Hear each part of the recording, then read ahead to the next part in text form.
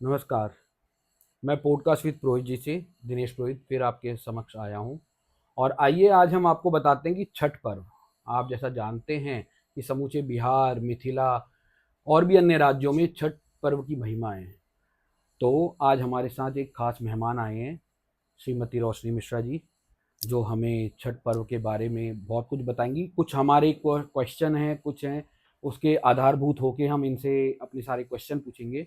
और हम आशा करते हैं रोशनी मिश्रा जी आप हमें सबके आंसर देंगी, क्योंकि हमने भी बहुत सुना है छठ मैया के बारे में। छठ मैया, छठ पर्व हम सालों दर साल देखते हुए आ रहे हैं, और जैसे जैसे देख रहे हैं दिन प्रतिदिन ये बढ़ता जा रहा है, इसका महत्व बढ़ता जा रहा है।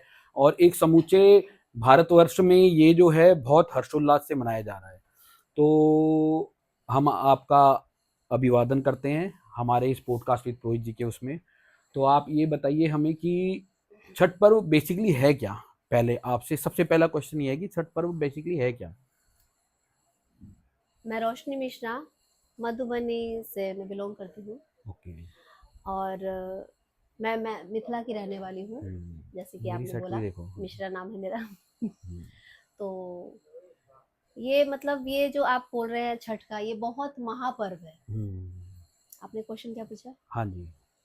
छठ जो है महापर्व है, बिल्कुल महापर्व सही है। बात है। और ये छोटा मोटा व्रत नहीं, पर्व नहीं है, ये कोई कर ही नहीं सकता।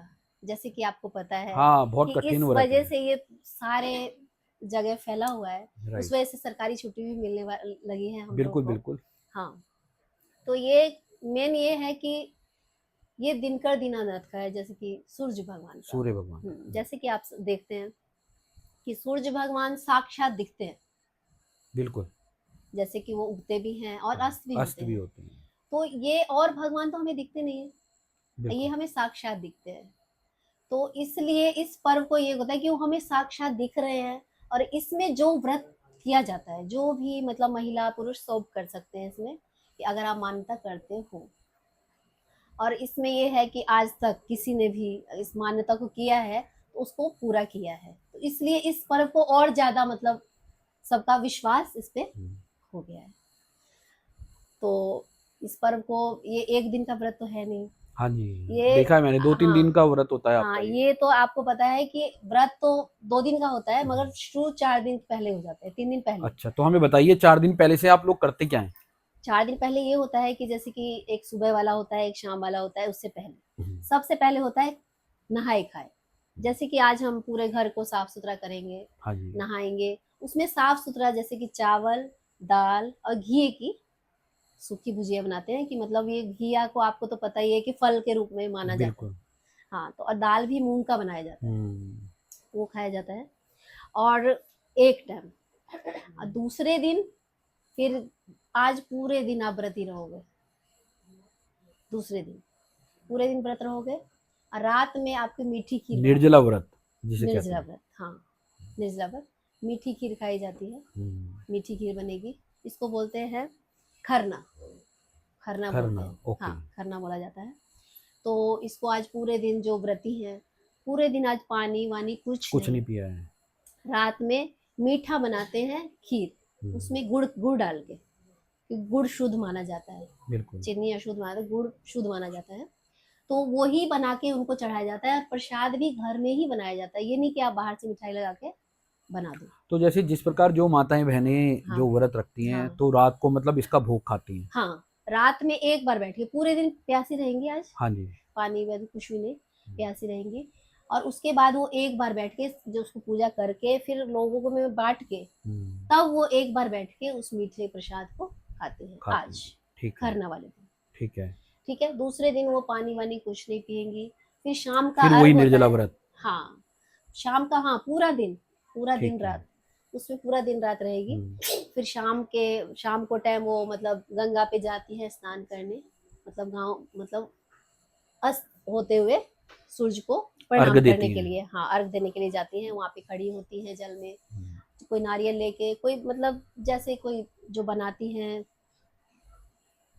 जो प्रसाद जो बनाते हैं वो लेके प्रणाम किया जाता है। और जब फिर फिर रात भर जैसे मैं देखता हूँ पानी में ही उधर ही रहते हैं। नहीं, वो शाम के टाइम जाते हैं 4 बजे। ठीक है। जैसे कि अस्त हो जाएगा, फिर हम्म, उसको प्रणाम करके घर आ जाते हैं। ठीक है। फिर उसके बाद फिर सुबह सुबह 4 बजे वहाँ पहुँच जाती हूँ, अच्छा, सूर्योदय से पहले। सूर्योदय से पहले। ओके। फिर वहाँ पे इंतजार करती है उनका कि आप हम्म। लोग उगो, आप उगो। फिर वो उगते हैं उनके सामने, तब उनको फिर प्रणाम किया जाता है, फिर उनको अर्घ दिया प्रसाद जाता है। दिया जाता है, हाँ अर्घ दिया जाता है। तब वो घर पे आती हैं, फिर ब्राह्मण खिलाती हैं, हम्म। तब वो स्वयं खाती हैं।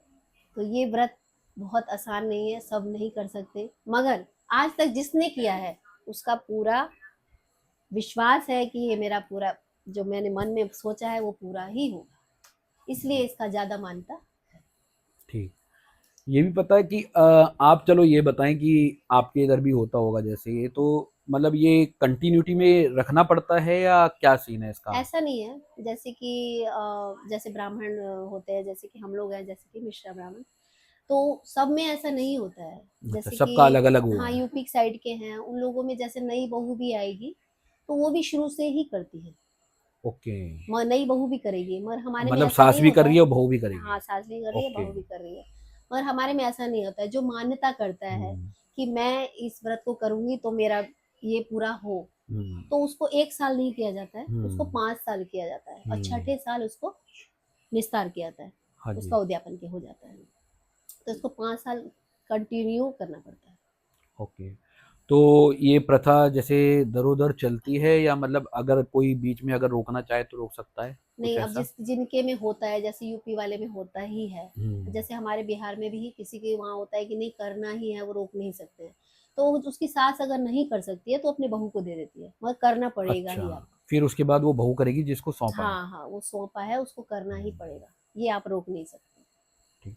एक अध्यात्म से जुड़ा हुआ आपसे सवाल पूछते हैं कि हमने सुना है छठी मैया सबका मनोकामना जो है पूर्ण करती है, तो कुछ ऐसी कुछ विश थी जो कभी आपकी भी पूर्ण हुई हो, कुछ ऐसा मतलब कि कोई, देखो आस्था और विश्वास का ही खेल है। आज हाँ। हम कह सकते हैं कि देखो हमारा बिहार समुदाय है, मिथिला समुदाय है, छठ पर्व में वापस अपने गांव जाता है हाँ। और इसको मतलब बड़े अध्यात्म और धार्मिक तरीके से अपने इधर मनवाते हैं। हम्म। तो मतलब कुछ ना कुछ तो ऐसा होगा ही कि ऑब्वियस सी बात है कि कुछ ना कुछ आस्था से रिलेटेड कुछ हम्म। मनोकामनाएं हैं वो पूर्ण हो रही हैं। बिल्कुल तो हुई ऐसा है। कुछ आपके साथ है तो आप प्लीज हाँ शेयर कीजिए। बिल्कुल हुई है। मेरी सिस्टर की बेटी होती थी खाली, हम्म। फिर उसने, मेरी मम्मी ने मान्यता किया कि नहीं हम्म। इसका बेटा होगा, तो फिर मैं 6 साल ऐसे करूँगी। आपकी मम्मी ने? हाँ, हमारी मम्मी ने। हाँ। तो उन्होंने फिर उसका, उसके जब भी उन्होंने आज इस बार सोचा और अगले साल ही उसका फिर बेटा बेटा हुआ। हो गया, वाह। फिर इसलिए फिर उनको फिर विश्वास हुआ, फिर उन्होंने 5 साल तक रेगुलर इसको किया। और जो अगर मान लो ऐसे बोल के और उसके बाद ना करे तो क्या नहीं, कुछ? ऐसा नहीं हो सकता, अगर आप बोलोगे कि आपको करना ही पड़ेगा, आप इसको छोड़ नहीं सकते। अगर चलो। आपने मान्यता की है और पूरा हो गया है, हम्म। ये कोई पूरा होने पे करता है बिल्कुल। और कोई पहले ही कर लेता है, मगर करना आपको पड़ेगा। पड़ेगा ही पड़ेगा। चलो, ये बहुत अच्छा आंसर था और कई चीज़ें थी जो प्रश्न हमें बार बार सोचने में मजबूर कर रहे थे, जो आज रोशनी मिश्रा जी ने हमें आकर बताए हैं।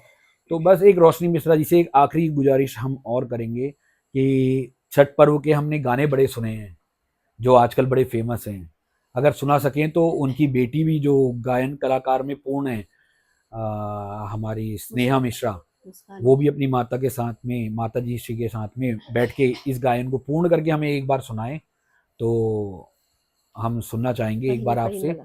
तो पहले वाला। सुनाइए। 5 वाला। हाँ। कैसे?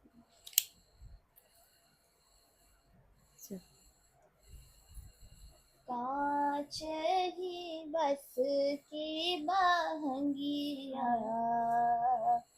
बहंगी लचकत जाए, बहंगी लचकत जाए, होई ना बलम जी का हरिया, बहंगी घाटे पहुँचाए, बहंगी घाटे थोड़ा सा मैं विराम पहुँचाए। चाहूंगा, मेरे को इसका अर्थ बताएं कि इसका मतलब क्या है एक्चुअली।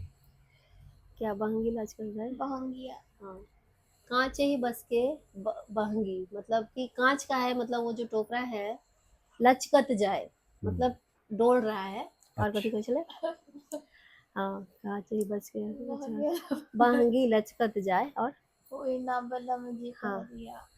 और होई ना बलम जी कहरिया, मतलब जो पति है वो कहरिया है, मतलब सामान उठा के जो उठाने ले जा वाले, रहे हैं तो अच्छा। उसको कहार बोलते हैं हमारे में। अच्छा, तो इसका मतलब ये है कि बलम जी जो है कहार लेके जा रहे हैं जा रहे हैं छठी मैया के घाट पे। घाट पे।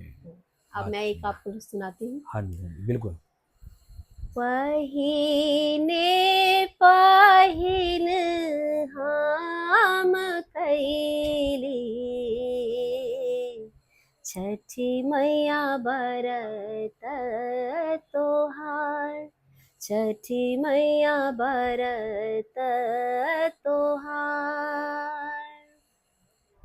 करिहा क्षमा छठी मैया,